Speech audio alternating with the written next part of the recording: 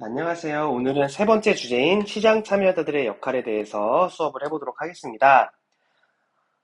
자, 우리가 이제 예전에 이제 혹시 기억날지 모르겠는데, 이제 노제팬 운동이라고 해서 이런 일본에 가지 않는다, 일본 물건 사지 않는다라고 하는 이런 보이콧 운동이 있었죠.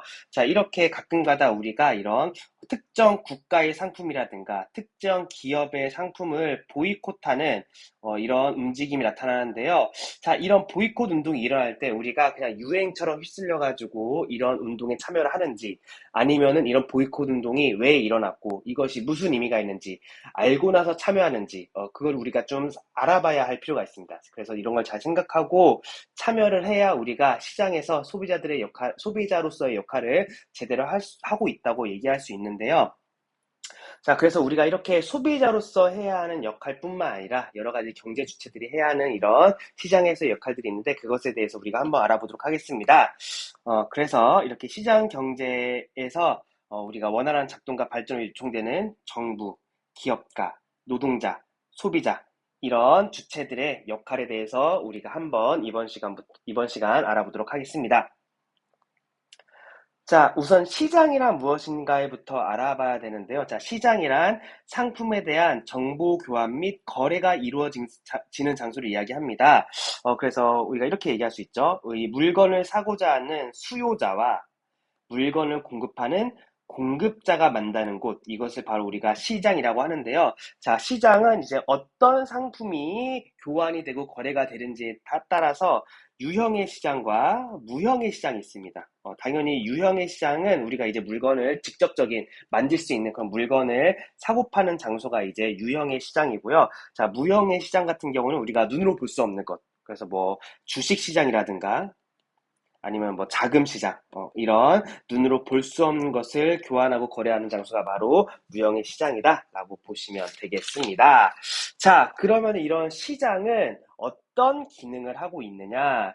자, 우선 첫 번째로 거래에 드는 비용을 줄여주고 특화와 교환을 가능하게 하여 생산성 향상에 기여한다. 자, 우리 거래에 드는 비용을 줄여준다고 하는데, 자, 우리가 만약에 아이폰을 사고 싶다고 합시다. 그러면은 우리가 이 시장이 없다면은 아이폰을 사러 어디로 가야 돼요? 애플 본사가 있는 캘리포니아까지 가야 됩니다. 그래서 이렇게 우리가 어떤 특정 상품을 살 때 시장이 없다면은 굉장히 많은 비용과 시간을 들이게 되는데요. 자, 그런 것들을 이제 줄여주는 것이 바로 시장의 기능이라고 할 수 있습니다. 자, 그리고 이 시장에서의 이런 자유로운 경제 활동을 통해서 자원의 효율적 배분을 가능하게 한다. 이 자본주의에서 가장 중요한 것 중에 하나가 이 자원의 효율적 배분인데 이런 시장이 존재함으로써 이렇게 효율적 배분을 가능하게 해줍니다. 자, 이렇게만 보면은 시장이 굉장히 많은 굉장히 좋은 기능을 하고 있는데 자, 이 시장이라는 게 그냥 그를 놔두면은 이렇게 좋은 기능만 있는 것이 아니라 여러 가지 한계점을 가지고 있습니다. 그래서 이 시장의 한계점, 첫 번째로 이제 뭐 독과점 문제, 그리고 두 번째는 공공재가 부족해지는 현상, 그리고 외부 효과 문제, 그리고 경제적 불평등이 발생하는 문제, 여러 가지 한계점이 나타나게 되는데요. 시장의 한계점이 무엇이 있는지 한번 보도록 할게요. 자, 첫 번째 시장의 한계로 나와 있는 게 무슨 문제냐? 독과점 문제입니다. 자, 독과점이란 독점과 과점이 합해진 건데, 자, 시장에 공급자가 하나 있는 것은 이제 독점이고, 소수가 있는 것, 두세 개가 있는 게 과점이죠. 자, 이렇게 독점과 과점이 발생하면은 이 시장에서의 가장 중요한 것, 자본주의 시장의 가장 중요한 자유로운 경쟁이 제한이 됩니다. 그러면서 어떤 문제점이 나타나느냐? 이런 독점 기업이나 가점 기업이 상품의 가격과 수량을 마음대로 결정하면서 이제 자유로운 경쟁이 제한이 되고요. 그러면서 이제 공정한 경쟁을 방해한다. 그러면서 이제 자원의 비효율적인 자원 배분이 발생을 하게 됩니다. 문제점들을 좀 따져보면은 상품의 가격과 수량을 마음대로 결정하면서 당연히 이런 독점 기업이나 과점 기업이 가격은 높게 책정하고 상품의 질은 떨어뜨리는 그런 일이 발생할 수 있겠죠. 자, 그리고 이제 이런 독과점 기업이 공정한 경쟁을 방해하면서 새로운 기업이 이 분야에 참여하지 못하게 하는 그러면서 진입 장벽을 생성하는 그런 문제점을 발생시킬 수도 있고요. 자, 그 다음에 비효율적인 자원 배분은 무엇이냐? 이런 독과점 기업이 높은 가격을 유지하기 위해서 상품을 충분히 공급하지 않는 이런 문제점들이 발생할 수 있게 됩니다. 그래서 이렇게 독과점 문제가 발생하는 그런 모습이 나타날 수 있고요. 자, 그리고 이제 두 번째 시장의 문제로 무엇이 있느냐? 바로 무엇이 부족해진다. 공공재가 부족해지는 문제가 나타날 수 있다. 자, 공공재란 무엇이냐? 대가를 지불하지 않고도 어떤 물건을 사용하거나 서비스를 사용하는데 대가를 지불하지 않은 사람도 이용할 수 있는 것을 우리가 공공재라고 한다. 뭐 대표적인 게 이제 뭐 국방이라든가 뭐 소방이라든가 뭐 경찰 뭐 그리고 우리가 사용하는 공원, 철도, 그리고 도로, 뭐 항만, 교육 이런 것들이 대표적인 공공재라고 볼 수 있는데요. 자, 이 공공재의 특징이 바로 무엇이냐? 비배제성과 비경합성을 가지고 있다. 자, 비배제성은 무엇이냐면요. 이제 대가를 지급하지 않아도 배제되지 않는다. 누구도 배제되지 않는 그것이 바로 비배제성이고요. 그다음 비경합성은 다른 사람이 경합을 하지 않는다는 얘기죠. 다른 사람이 소비하면은 내가 쓸 수 없어.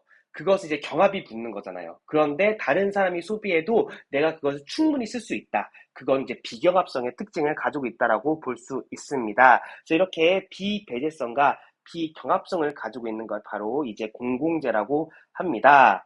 자, 그런데 이제 시장의 한계 중에 하나로 공공재가 부족해지는 문제가 발생한다고 했잖아요. 자, 그럼 공공재 부족은 무엇이냐? 이 공공재가 시장에 충분히 공급되지 못하는 경우를 우리가 공공재 부족이라고 합니다. 자, 그럼 왜 공공재가 부족해지느냐? 자, 공공재 같은 경우는 우리가 앞에 예시를 봐서 알겠지만 생산에 막대한 비용이 듭니다. 그런데 이 생산을 해도 비용을 청구할 대상이 명확하지 않아요. 뭐 국방이라든가 뭐 소방이라든가 이런 것들을 뭔가 일이 발생하지 않으면은 뭐 대가를 지불하지 않게 되잖아요. 그러니까 사람들이 대가를 지불하려고 할까 안 할까요? 안 하겠죠. 그래서 비용을 청구할 대상이 굉장히 명확하지 않습니다. 자, 그리고 이제 무임승차 문제도 발생을 합니다. 공공재 같은 경우는. 뭐 예를 들어서 이제 뭐 가로등 같은 경우 가로등 같은 경우는 이제 만드는데 이제 막대한 비용이 들지만 그 가로등을 키면은 누구라도 그 혜택을 보게 되잖아요. 그래서 그 사람들이 이제 모두가 이제 비용을 청구하기엔 좀 힘들잖아요. 그래서 이런 비용을 청구할 대상이 명확하지 않고요. 비용을 내지 않는 사람들도 가로등의 이런 불빛을 이용할 수 있는 그런 이런 무임승차 문제가 발생하기 때문에 당연히 이걸 시장에 맡겨두면은 이제 시장에서 뭔가 사람들이 공공재를 공급하려고 하지 않겠죠. 자, 그래서 이렇게 공공재 같은 경우는 시장에 맡길 경우 사회적으로 필요한 만큼 충분히 공급되지 못하는 그런 문제가 발생을 하게 됩니다. 그래서 이렇게 공공재가 부족해지는 그런 문제점이 나타나게 되고요. 자, 세 번째 시장의 한계는 무슨 문제가 있냐? 외부 효과의 문제가 나타난다. 자, 외부 효과는 여러분들이 익숙하지 않은 그런 용어겠죠. 자, 외부 효과란 무엇이냐? 다른 사람 또는 사회 전체에 의도하지 않은 혜택이나 손해를 가져다 주면서도 어떤 대가를 받거나 지급하지 않는 경우를 우리가 외부 효과라고 합니다. 그러니까 우리가 어떤 활동을 하는데 내가 의도하지 않았어. 그런데 다른 사람한테 혜택을 줄 수도 있고요. 손해를 줄 수도 있습니다. 내가 만약에 어떤 행동을 했을 때, 경제적인 행위를 했을 때 다른 사람에게 혜택을 주면은 대가를 받아야 되잖아요. 그리고 다른 사람에게 손해를 주면은 그 대가를 지급해 줘야 되잖아요. 그런데 그것을 하지 않는 경우를 우리가 외부 효과라고 하는 거예요. 자, 외부 효과는 크게 외부 경제와 외부 비경제가 있는데, 자, 외부 경제는 어떤 경제 주체의 경제 활동이 다른 사람들한테 이익을 주지만 보상을 받지 못하는 거. 자, 내가 어떤 활동을 했는데 다른 사람한테 이익을 줘요. 의도치 않게 이익을 줍니다. 그런데 그 대가는 받지 못해. 보상을 받지 못해. 그러면 그걸 하려고 할까, 안 하려고 할까? 당연히 안 하려고 하겠죠. 그래서 지속하지 않으려 하는 것. 이것을 바로 외부 경제라고 하는데요. 다른 사람한테 이익을 주지만 보상을 받지 못함으로써 지속하지 않으려는 거. 대표적인 예시로 이제 뭐 꽃가게 옆에 선물 가게가 있을 때 자, 그러면은 사람들이 꽃을 사면서 선물도 같이 살 거 아니에요. 그럼 꽃가게 옆에 있는 선물 가게는 더 잘 되겠죠. 그런데 그것 때문에 내가 선물 가게를 하는 사람이 꽃가게한테 고맙다고 뭔가 보상을 더 주진 않잖아요. 이런 것들. 혹은 이제 정원. 내가 정원을 굉장히 아름답게 갖고 왔어요. 근데 그걸 지나가는 사람들이 보면 기분이 좋아질 거 아니야. 그런데 그렇다고 해서 그 사람들이 나한테 돈을 줄까? 아니겠죠. 그래서 이렇게 이런 것들이 바로 외부 경제의 대표적인 예시다라고 볼 수 있습니다. 자, 반대로 이제 내가 어떤 활동이 다른 사람들한테 피해를 끼치지만, 그럼에도 이제 제재를 받지 않아요. 그러면은 나는 피해를 주지만 제재를 받지 않아. 그럼 당연히 그 활동을 계속 하겠죠. 그 활동을 계속되게 하는 것을 바로 외부 불경제라고 합니다. 자, 대표적인 예시로, 자, 저가 자동차. 자, 저가 자동차를 대량으로 판매하면은 무엇이 늘어나게 돼요? 매연이 많아지게 되겠지. 아무래도 싼 거니까 매연 처리 장치를 제대로 안 해서 저가로 이제 자동차를 팔게 되면은 매연이 많아지게 되는데, 그것을 이제 아무런 제재를 받지 않으면은 당연히 자동차를 만드는 회사에서는 이런 저가 자동차를 계속 만들게 되겠죠. 자, 그리고 담배를 핀다고 생각해봐.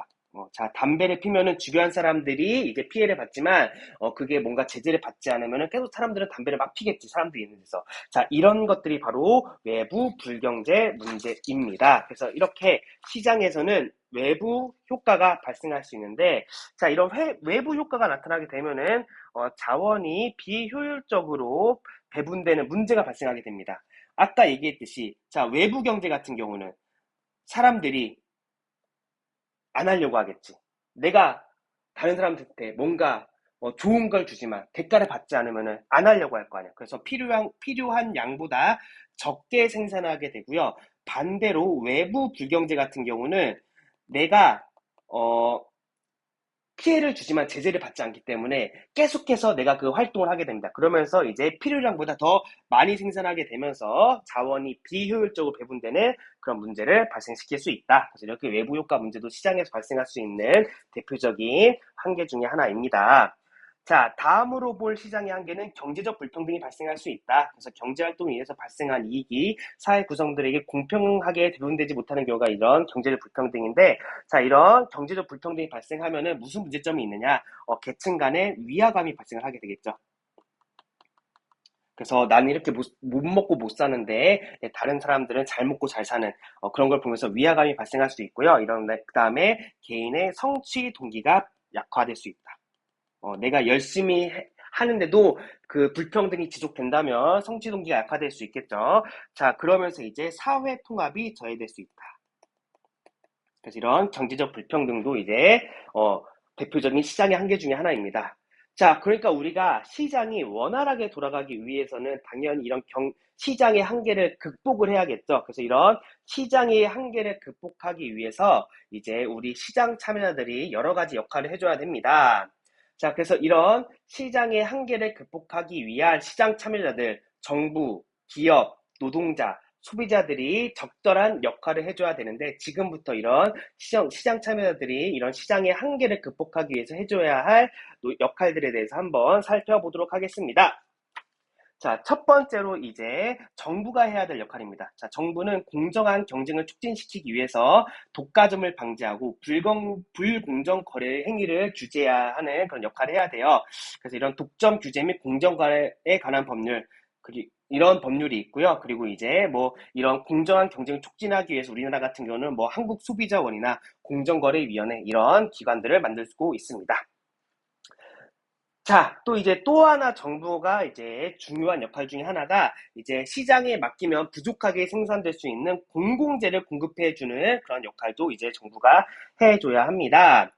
자, 그리고 이런 외부 효과를 개선하기 위해서 정부가 해줘야 되는 역할들이 있는데요.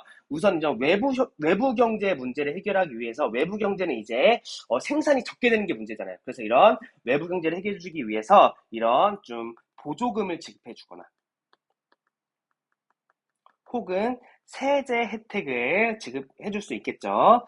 자, 그러면은 이제 기업들이 이제 생산을 높일 수도 있고 생산이 많아지면 소비도 늘어나기 때문에 이런 외부 경제를 좀 해결하기 위해서 보조금을 지급하고 세제 혜택을 주는 그런 방안이 있을 수 있겠고요. 자, 그 다음에 외부 불경제를 해결하기 위해서는 뭐 오염물질 배출량을 제한한다라든가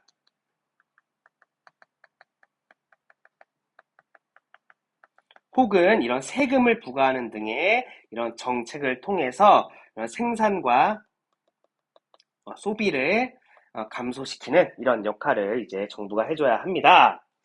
자, 정부는 빈부격차를 개선하기 위한 노력도 해야 되는데요. 그래서 이런 국민의 삶의 질을 향상시키기 위해 사회복지 제도를 만든다든가, 그 다음에 소득 불평등을 완화하기 위한 적정한 조세 정책을 펼치는 것, 이것도 이제 정부가 해야 돼주는 그런 역할이다. 자, 이렇게 해서 우리 정부의 바람직한 역할에 대해서 한번 알아봤습니다. 자, 그 다음으로 볼 것은 바로 자, 기업에서의 역할입니다. 자, 우리 기업의 목적은 바로 무엇이에요? 당연히 무엇을 극대화하는 거다? 이윤을 극대화하는 겁니다. 자, 이윤을 극대화한다는 것은 무엇이냐? 최소한의 비용으로 최대한의 이윤을 추구한다는 거예요. 그래서 이것이 바로 기업의 목적인데요. 자, 이렇게 기업은 이윤을 극대화하는 걸 추구하면서도 이제 여러 가지 역할들을 해줘야 됩니다. 자, 첫 번째, 기업의 경제적 역할은 우선 첫 번째로 생산활동, 물건을 만드는 생산활동의 주체의 역할을 해줘야겠죠. 그래서 이제 재화, 우리가 쓰는 물건들이죠. 이런 재화라든가 서비스를 공급해주는 그런 역할을 해줍니다. 자, 그리고 이 기업의 두 번째 경제적 역할은 무엇이냐? 생산 요소의 수요자입니다. 생산을 할 때 필요한 게 바로 생산 요소잖아요. 그래서 이 생산 요소를 이제 수요하는 수요의 역할을 이제 이 기업이 해주는데요. 자, 대표적인 생산 요소, 우리가 3대 생산 요소로 하죠. 바로 이제 노동, 자본, 그리고 공장이 들어설 토지, 이런 생산 요소를 제공받습니다. 자, 노동, 자본, 토지를 제공받으면 당연히 그 대가를 줘야겠죠. 그래서 노동의 대가로 지불하는 게 무엇이다? 임금. 자, 그리고 자본의 대가로 지급하는 게 무엇이냐? 자본이라는 건 돈이잖아요. 돈을 빌리면 뭘 내야 돼요? 이자를 줘야지, 이자. 그래서 이자. 그 토지의 대가로 이제 지불하는 게 바로 지대. 토지 비용이죠. 그래서 이렇게, 생산 요소를 제공받고 대가로 임금, 이자, 지대를 지불하는 게 바로 기업의 경제적인 역할이다. 자, 그리고 기업은 당연히 일자리를 창출하고 국민 소득을 증가시키는 경제 활성화에 이바지하는 그런 경제적 역할을 가지고 있습니다. 자, 이렇게 기업이 생산을 하는 이런 경제적 역할도 중요하지만 기업은 여러 가지 사회적 역할도 중요합니다. 그래서 소비자의 안전을 보장하고 이 물건을 생산하고 그 생산한 물건을 소비하는 소비자들의 안전을 보장하고요. 그 다음에 환경을 보호하는 그런 사회적 역할을 이제 기업이 해줘야 합니다. 대표적인 사례로 이제 소비자 안전 보장의 대표적인 사례인데요. 미국 A사인데 이건 좋은 사례니까 어느 회사인지 알려줄게요. 이제 그 존슨앤존슨이라는 미국의 제약회사가 있거든요. 자, 이 미국의 제약회사의 존슨앤존스가 땡땡약, 이게 그 유명한 타이레놀. 자, 타이레놀을 개발했는데 이걸 먹은 7명이 사망한 사건이 발생합니다. 어, 이 수사 결과 이 타이레놀이라는 약에는 문제가 없는데 이걸 만드는데 이 존슨앤존스의 일하는 이 어떤 사이코 같은 사람이 고의로 독극물을 주입했다는 사실이 밝혀졌어요. 어, 그래서 이 존슨앤존슨사는 야, 생산 과정에서 독성 물질 넣은 게 아니야? 라고 의심을 받았는데 그게 아니었던 거야. 그래서 이런 누명을 벗음을 불구하고 그러면 이제 뭐 이게 이 시카고 공장에서 만든 이 타이레놀이 문제였거든요. 그러면은 그 시카고 그 지역에서만 이제 회수를 하면 되는데 그렇지 않고 이 전국에 있는 모든 제품을 모두 회수합니다. 어, 그래서 그게 굉장히 손해 규모가 컸지만 A사는 과감하게 그 타이레놀의 생산을 중단했고요. 그리고 광고를 통해서 우리 타이레놀 이 제품 사지 마라! 라고 광고까지 합니다. 그리고 이제 몇 년 후에 A사는 이 포장 용기의 안전성을 보강해서 다시 출시했고요. 다시 한번 그 명성을 회복하게 됩니다. 그래서 이렇게 소비자의 안전을 보장하는 그런 사례도 있었고요. 자, 그 다음에 그로봇 아웃도어 브랜드 B사인데요. 여러분들 이건 되게 유명하죠. 이 아웃도어 브랜드 중에서 환경을 굉장히 많이 생각하는 회사 어디입니까? 파타고니아. 자, 파타고니아는요, 어떤 마케팅을 했느냐. 자, 우리 미국에는 블랙 프라이데이라는 게 있는데, 이 블랙 프라이데이는 굉장히 이제 상품을 저렴하게, 판매하는 그런 날이거든요. 그래서 이 사람들이 굉장히 많은 물건을 소비하게 되는데요. 자, 이 블랙 프라이데이에, 우리 자켓을 사지 마세요. 라는 카피를 입힘으로써 이런 환경을 생각한다면은 물건을 많이 사서 이런 환경오염을 늘리는 걸 하지 말아달라라고 하는 그런 캠페인을 펼쳐서 굉장히 많은 호평을 받았습니다. 그래서 이런 어, 환경을 생각하는 이거 환경 그건데 환경 보호 그래서 환경을 보호하는 이런 여러 가지 이런 기업의 이런 사회적 역할도 우리가 볼 수 있다. 자, 그래서 소비자 안전 보장과 환경 보호해야 되고요. 그 다음에 윤리적인 경험 방침과 공정한 경쟁, 그리고 건전 이윤을 추구해야 한다. 그리고 이런 기업들은 노동자와 소비자의 권리를 존중하고 노동자의 복지나 자아 실현을 위한 노력을 해야 되고요. 그리고 이제 장애인도 고용하고 낙후된 지역에 공장을 설립해서 그 지역을 부흥시키고 그 예술 및 교육 사업을 지원하는 그런 여러 가지 사회적 역할을 또 기업에 해줘야 합니다. 그래서 이런 기업은 이런 이윤을 추구하는 경제적 역할도 필요하지만 여러 가지 사회적 역할도 생각을 해줘야 한다. 자, 우리 기업가들이 가져야 할 정신, 기업가 정신을 미국의 경제학자인 슈페터가 제안을 했는데요. 기업가 정신이란 미래의 위험과 불확실성을 무릅쓰고 모험적이고 창의적, 그래서 이 모험적이고 창의적인 정신을 발휘해서 이윤을 추구하려는 기업가의 의지를 기업가 정신이라고 합니다. 그래서 이 기업가 정신은 미래에 대한 통찰력, 과감한 도전 정신, 창의력 등이 바탕이 되는데요. 자, 그럼 기업가 정신, 이 슈페터가 이야기한 기업가 정신은 무엇이냐? 새로운 생산 방식을 도입하고, 그리고 새로운 기술을 개발하고, 새로운 시장을 개척하고, 새로운 원료나 부품을 공급하고, 그리고 새로운 조직을 형성하고, 그리고 신제품을 개발함으로써 기업 생산성을 향상시키고 소비자 만족도를 증가시키고 노사관계를 안정시킨 것. 이것이 바로 기업가, 바람직한 기업가 정신이다라는 것. 그래서 여러분들 이 기업가 정신에 대해서 잘 기억을 해주시면 좋겠습니다. 자, 세 번째, 노동자의 역할입니다. 자, 노동자들은 이제 당연히 경제적 역할이 있겠죠. 기업에 노동을 제공하고요. 그리고 임금을 받아서 생활을 유지하는 그런 역할을 하게 됩니다. 자, 그리고 또 하나, 노동자들은요, 노동을 통해서 자신의 잠재력을 실현해 줄 수 있다. 여러분들한테 수업을 해주는 이제 잠재료가 아니죠. 잠재력이죠. 자, 여러분한테 수업을 해주는 교사도 어떻게 보면 노동자라고 할 수 있잖아요. 그래서 이런 나의 잠재력을 발휘해서, 실현해서 여러분들한테 이제 수업을 하는 그런 것도 이제 노동자의 역할 중에 하나다. 자, 그런데 노동자 같은 경우는요, 이제 사회적으로 봤을 때 당연히 노동자와 기업가가 있어. 기업가를 우리가 사용자라고 해요. 사용자, 사장님, 사장님. 자, 노동자와 사용자가 있을 때 당연히 누가 더 사회적 약자일까? 바로 이 노동자들이 기업가에 비해서 사회적 약자입니다. 그래서 이 사회적 약자인 이런 노동자들을 보호해주기 위해서 이런 노동자들의 권리가 이제 좀 우리가 좀 중시해야 하는데 우리 대표적인 노동자의 권리로 노동 3권이 있습니다. 자, 첫 번째, 노동자가 사용자와 대등한 위치에 서서 근로조건을 개선하고 노동자의 경제적 지위 향상 도모하기 위해서 단체를 결성할 수 있는 권리. 이게 바로 단결권이고요. 그래서 여러 가지 노동조합이 있죠. 그래서 이런 단체를 결성할 수 있는 권리가 단결권. 자, 그리고 노동자의 단체인 노동조합이 사용자와 근로조건에 관해서 교섭하고 단체 협약을 체결할 수 있는 권리인 단체 교섭권이 있고요. 자, 그리고 단체 교섭을 하는데 이게 잘 안 됐어. 그럴 때 근로조건의 유지 및 개선을 위해서 노동자가 사용자에 대항해서 단체 행동을 할 수 있는 권리인 단체 행동권이 있습니다. 그래서 뭐 대표적인 단체 행동으로 뭐 파업이라든가, 파업은 일을 안 하는 거죠. 그리고 게으르게 하는 태업이라든가, 그리고 이제 이런 사용자, 그 사장님의 말을 듣지 않고 노동조합 대표의 이제 지위에 따라서 이제 생산을 하는 생산 관리라든가, 그리고 이제 피켓팅이라고 해서 피켓을 들고 이제 좀 얘기를 하는 그런 피켓팅, 이런 여러 가지 단체 행동권에 이제 여러 가지 행동들이 있습니다.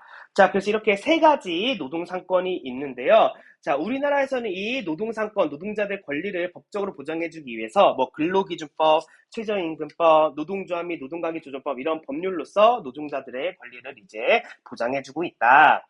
자, 이렇게 노동자들을 보호해주기 위한 권리도 있지만 권리만 있으면 안 되겠죠. 당연히 노동자들의 책임도 있습니다. 그래서 근로계약에 따라서 성실히 업무를 수행해야 할 책임, 그 노동과 관련된 각종 법률, 정책 등을 정확히 인식하고 노동권을 보장하기 위해 노력해야 되는 그런 책임도 있습니다.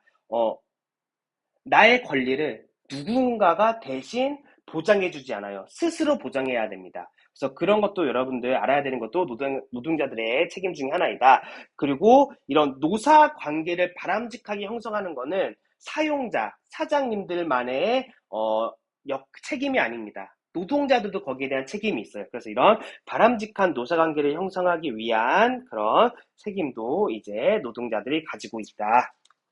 자, 이렇게 해서 노동자들의 역할에 대해서 봤고요. 자, 마지막 소비자들의 역할입니다. 자, 소비자들은 재화 서비스의 수요자로서 이제 돈을 주고 이런 재화 서비스를 이용하는 이런 경제적 역할을 하는데요. 자, 우리 소비자들은 여러 가지 권리, 소비자 주권이라고 하는 이런 소비자 권리를 가지고 있다. 그래서 소비자 주권, 생산물의 종류나 수량 등을 결정하는 최종 권한을 소비자 주권이라고 하는데요. 소비 행위, 우리가 소비자들이 소비를 하는 행위는 개인적 차원에서는 내가 이제 비용을 주고 물건을 삼으로써 편익을 증대시키는 그런 개인적 차원의 이런 이점도 있지만 이런 사회적 차원에서는 내가 소비를 함으로써 기업 생산 활동에 원동력을 주는, 우리가 물건을 사야 기업이 물건을 생산할 거 아닙니까? 그래서 이런 소비 행위는 여러 가지 차원의 이익이 있습니다. 그래서 우리는 굉장히 소비자 주권을 가지고 여러 가지 좀 합리적인 소비를 해야 되는데요. 그래서 우리는 자신이 소유한 자원의 범위 내에서 합리적 소비를 통해 최대 효용을 얻기 위해서 노력해야 하는 그런 역할을 해야 됩니다. 자, 우리가 가끔가다 이런 비합리적인 소비를 하는데요. 자, 그럼 비합리적인 소비는 무엇이냐? 자, 다른 사람에게 자신의 부를 과시하기 위해서 행하는 소비. 이것을 우리가 뭐라고 하냐? 베블린 효과, 베블렌 효과. 우리 베블렌 효과. 우리가 합리적 선택에서 잠깐 얘기했었죠. 과시소비라고 해요. 과시소비. 이런 부를 과시기 위해서 행하는 소비는 비합리적인 소비죠.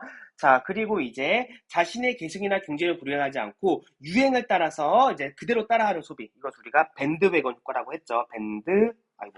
밴드웨건 효과. 뭐 모방 소비 혹은 편승 효과라고도 얘기를 합니다. 자, 그리고 특정 상품을 소비하는 사람들이 많아질수록 소비를 줄이려는 소비. 다른 사람들이 사, 유행이야, 겁나 안 사 라고 하는 거, 그게 바로 스노브 효과라고 하죠. 스노브 효과.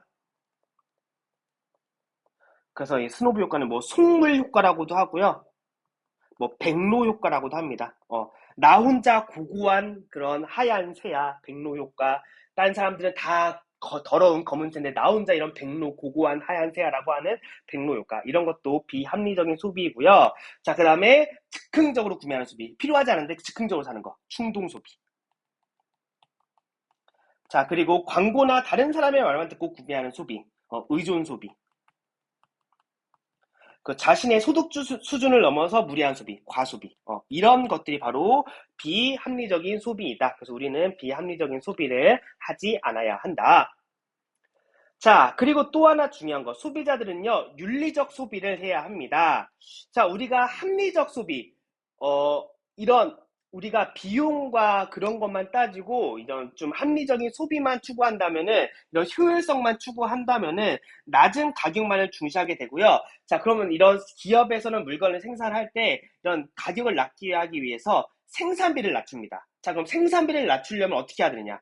폐기물 처리를 제대로 하지 않고 정화시설을 생략하고 그러면서 환경오염을 가져오게 되고요. 그리고 낮은 임금, 그 노동자들한테 낮은 임금으로 과도한 노동을 요구하게 됩니다. 자, 이렇게 되면은 우리가 이런 뭐랄까 윤리적 소비가 될 수 없겠죠. 그래서 이 윤리적 소비란 소비자가 상품 서비스를 구매할 때 원료 재배, 생산, 유통 등 이런 전 과정이 소비와 연결되어 있다는 걸 인식하고 윤리적으로 소비하는 걸 우리가 윤리적 소비라고 합니다. 이렇게 윤리적 소비를 해야만 시장 경제가 원활하게 작동하는데 우리가 이바지를 할 수 있게 된다.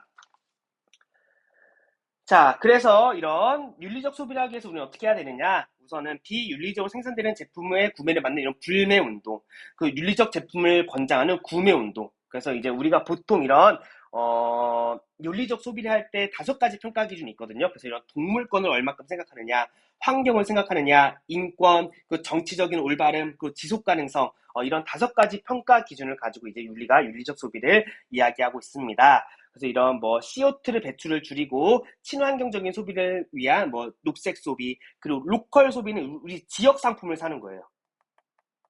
우리가 멀리서 생산되는 물건을 가져오면 그게 뭐 트럭을 타고 오든 비행기를 타고 오든 그 배를 타고 오든 뭔가 그게 다 자원을 소비하는 거잖아요.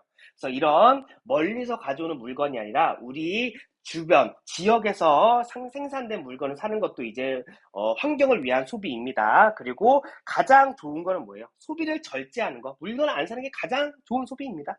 어, 그래서 우리가 이런 마크들이 이제 우리는 동물 실험을 하지 않아요. 이런 동물을 생각하는 이런 윤리적인 소비고요. 그다음에 이런 것들을 많이 보죠. 이런 에너지 소비 효율 등급 이것이 이제 높은 등급을 사용하는 것이 바로 우리가 어, 윤리적인 소비를 하는 거다. 자, 그리고 생산자에게 정당한 가격을 지불하는 뭐 공정무역이라든가, 그리고 여행지와 원주민을 배려하는 공정여행, 그리고 사회 문제 해결에 대한 비전을 가지고 기업 활동하는 이런 사회적 기업의 물품과 서비스를 이용하는 것, 이런 것들이 바로 이런 윤리적인 소비라고 볼 수 있습니다.